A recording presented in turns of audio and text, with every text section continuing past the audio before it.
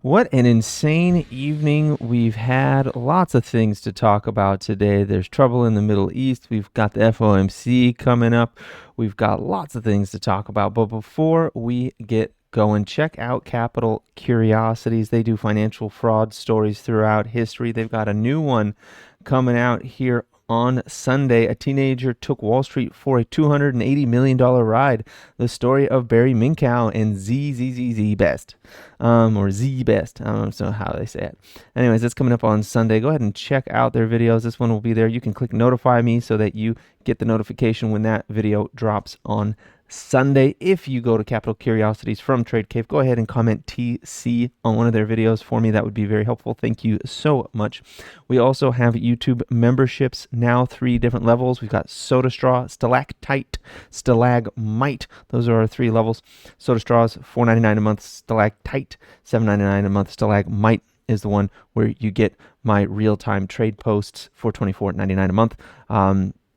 And with the lower levels, you get badges, emojis, Soda Straw, Stalactite. You get those things plus member shoutouts. All right. Anyways, let's look at the news. So economic calendar, we've got, today we've got nothing. Consumer sentiment, preliminary. I don't care about preliminary.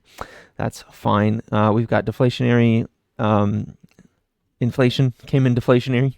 It was lower than expected. So, that's great. We like that. Not deflationary. What am I saying? It's too early. It just came in lower than expected. Next week, we've got FOMC and just in time. So I'm going to put my tinfoil hat on here for a moment. Israel targeted Iran's nuclear sites last night. They hit them. Stocks tumbled pretty hard in the evening because of that. I was actually out of the majority of my risk stocks, and that was largely due to a post by the president where he said, a conflict could happen at any moment, basically. I can't remember exactly what he said, but I said, oh, that means that there's going to be some kind of strike in the next few days, probably over the weekend.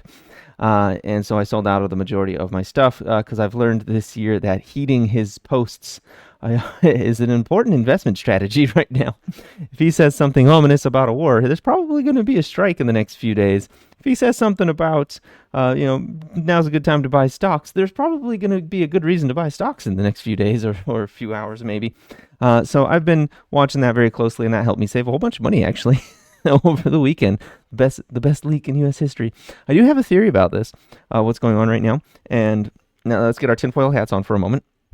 We know that yields are too high. We know that the U.S. wants to refinance its debt. We know that during times of instability like war, treasuries are seen as a safe haven investment. Therefore, the demand will be driven up, which can lower the rates and can allow the Fed to cut, which will allow the government to refinance its debt for less money. I'm not saying this is entirely driven by that, but it is a narrative that fits it pretty well. So, Treasury yields might be dropping soon, and the fact that the FOMC meeting is next Wednesday, and we got actions occurring globally that are going to directly impact the demand for U.S. Treasuries.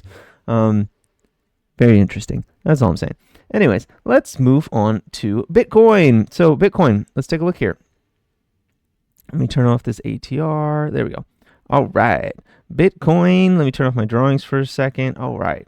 So we got some ugliness coming in here. I really, really hate this little formation over here right now. This inverted head and shoulders went up. Didn't really do much up here at the 110 level and came all the way back down to 102, looking like a double top. If we manage to close beneath $100,000, I'm going to have to turn my drawings back on, always do. We are looking at a double top. And then that double top comes back down to the 90s, okay? Comes back down to the 90s, where we have support on the left over here. Let's see, where we have support right there.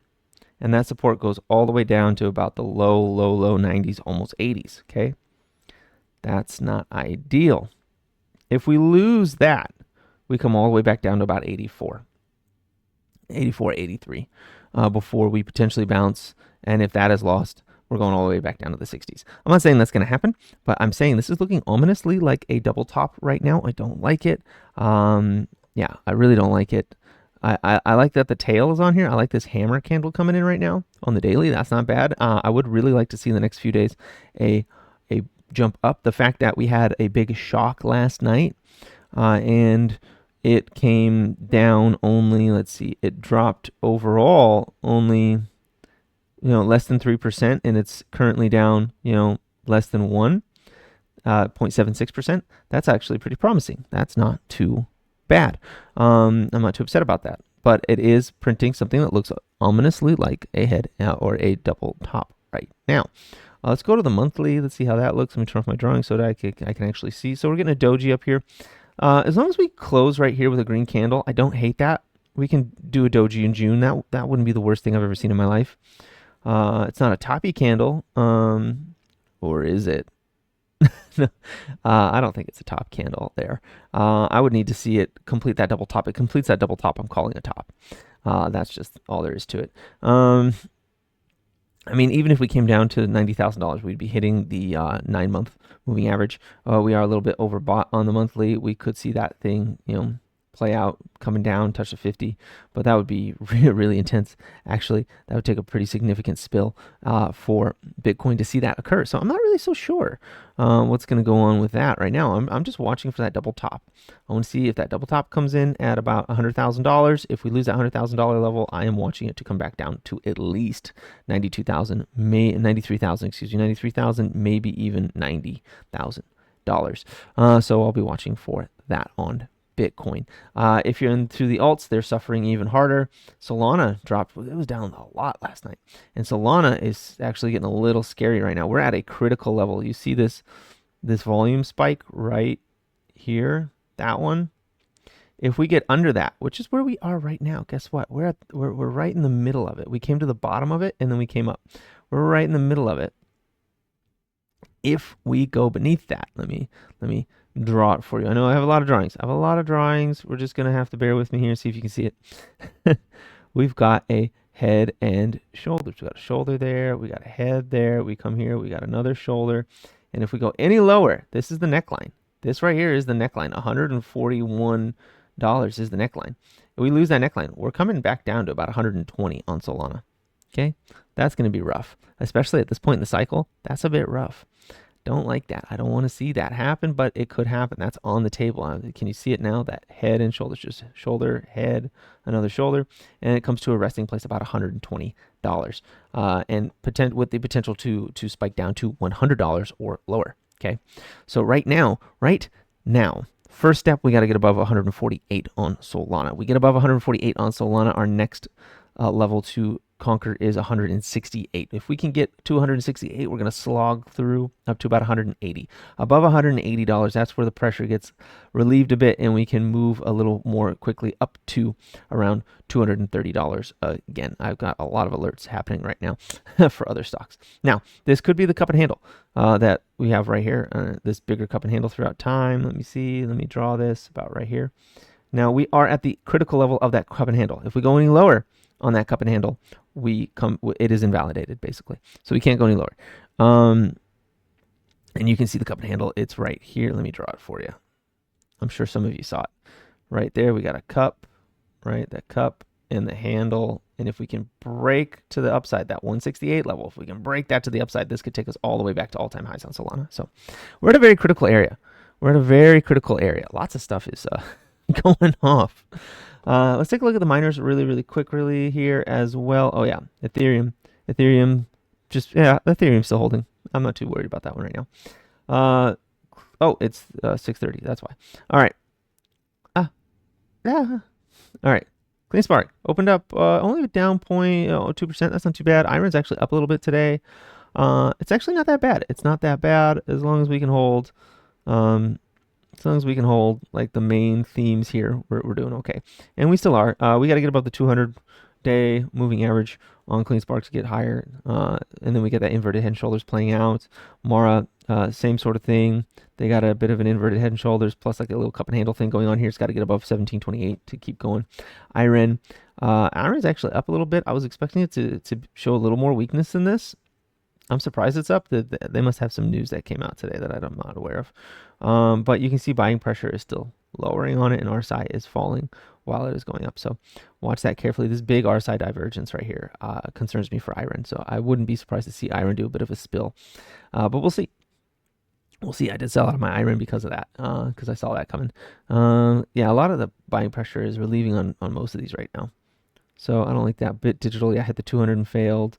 Bit Farms, just being a massive disappointment to all of us. This thing looks like it's making head and shoulders once come down to 66 cents again. Cyphers at 0, not too bad. Hit the 200-day moving average and is kind of having a bit of a rough go at it right there. Core Z doesn't look too bad. I think it could come back and rest around. Yeah, it'll come back and rest around $11, I think, and then we'll see if it's going to make a head and shoulders and come all the way back down to 8, or if it's going to look like it's going to do that and then rocket back up to like 17. We'll see.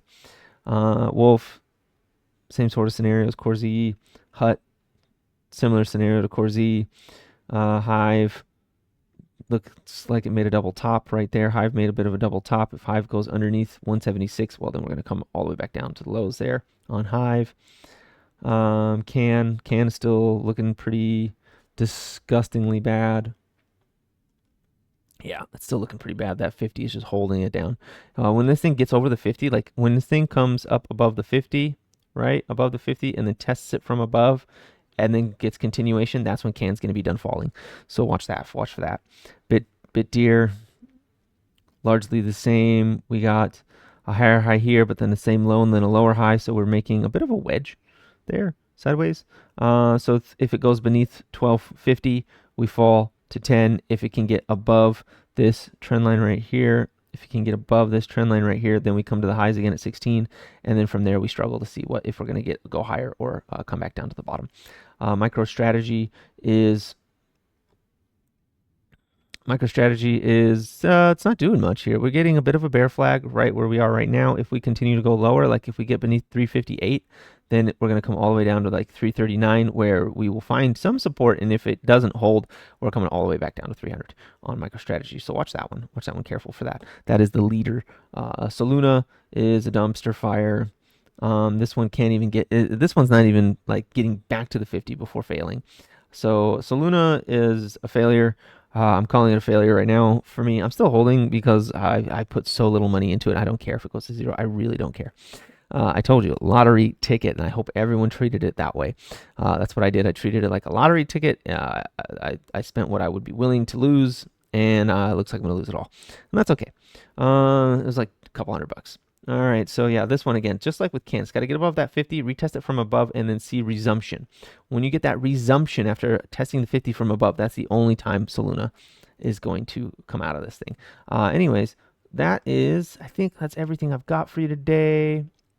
I did get back into AMD just in time for it to fail on me. You can see my little trade there, and it is actually, if it closes down here today, I think I'm going to have to cut it and take my losses on AMD again. And I think if that's the case, I'm just done with AMD, and I'll just play Soxel at that point. AMD, every time AMD's like, I'm finally looking good, it just fails. What a piece of garbage.